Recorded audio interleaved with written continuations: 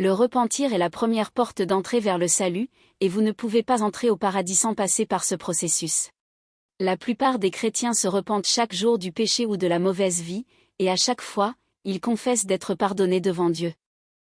Comme il est difficile pour nous de mener une vie parfaite, il est essentiel pour nous de nous repentir devant Dieu de temps en temps.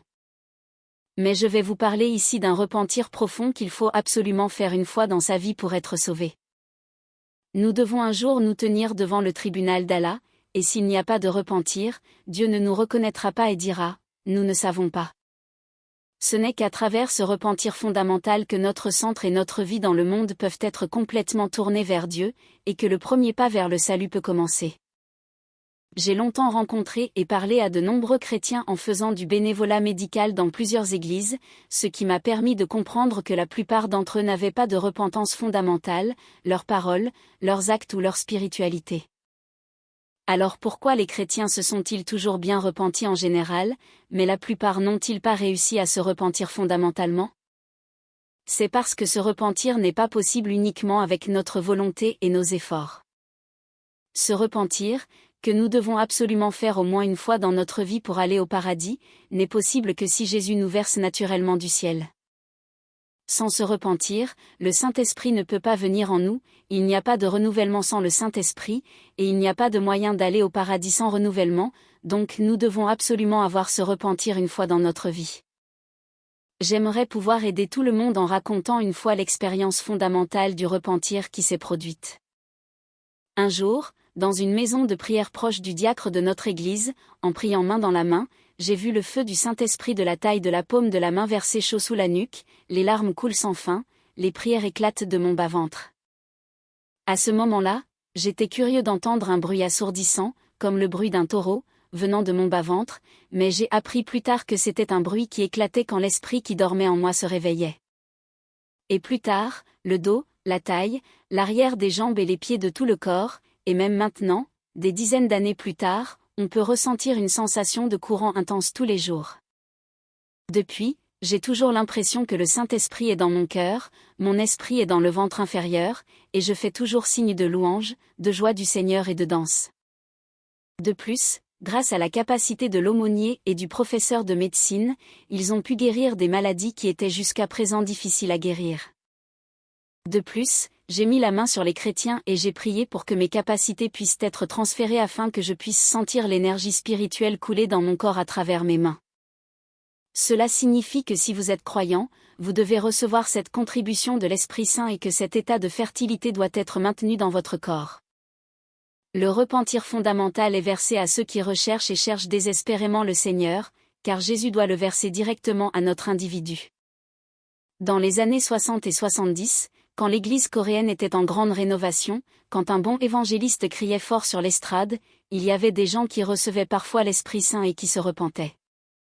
De nos jours, la repentance éclate rarement, mais si le repentance fondamentale du Seigneur se produit, nous n'avons pas cette chance à nouveau, alors nous devons continuer à nous repenter pendant des heures et des heures. J'ai eu une chance précieuse, mais j'ai regretté de ne pas avoir pu me repentir, et quand je conduisais sur de longues distances ou que je restais seul à la maison, je priais en pensant à la mort de Jésus sur la croix. Quand je priais en pensant à ça au volant d'une voiture ou à la maison, le repentir continuait d'éclater et c'était l'heure de la prière de se repentir à l'esprit que j'étais un pécheur. Mais pour la plupart des croyants, la grâce et l'amour du Seigneur, directement dans nos cœurs et nos esprits, ne sont pas très touchés par le fait que Jésus ait été actif en terre d'Israël il y a 2000 ans. Par conséquent, même si nous prions et sommes loyaux à l'Église, nos pensées et nos esprits sont susceptibles de se refroidir et nous ne pouvons pas ressentir de changements significatifs dans notre corps et notre esprit, donc nous faisons toujours des prières formelles. Si nous passons toute notre vie à prier comme ça et qu'un jour nous quittons ce pays, nous finirons par être rejetés par Dieu. Alors si je le cherche et le cherche désespérément, Jésus verse l'esprit du repentir, que dois-je faire? Si je raconte mon expérience, si je continue à prier en pensant que Jésus est mort sur la croix pour moi, pas pour tout le monde, à cette heure-ci, là où je suis, pas pour tout le monde, je gonfle de repentir. Au milieu de la douleur intense, de la solitude et de la souffrance, si on continue de prier en pensant au Seigneur, jusqu'à ce qu'on ait des remords, en pensant à Jésus sur sa croix et en saignant pour m'aider, un jour, le malheur du repentir s'abat sur nous. Si nous nous repentions ainsi, nous pourrons entrer dans nos corps et nos esprits où l'Esprit Saint est purifié, et Jésus deviendra mon Maître, et notre cœur se transformera en celui du Seigneur, et nous aurons besoin de sauver de nombreuses âmes. Cela signifie que le Seigneur, par l'intermédiaire du Saint-Esprit, donne en moi le fardeau sacré de la prédication et l'encourage toujours. Les démons attaquent intensément celui qui se repent et se détourne vers Dieu. Les démons continuent de chercher nos faiblesses et d'attaquer de manière intensive, car cela peut transformer la vie vers Dieu de nouveau dans le monde. Désormais, la vie de foi des vrais croyants commence.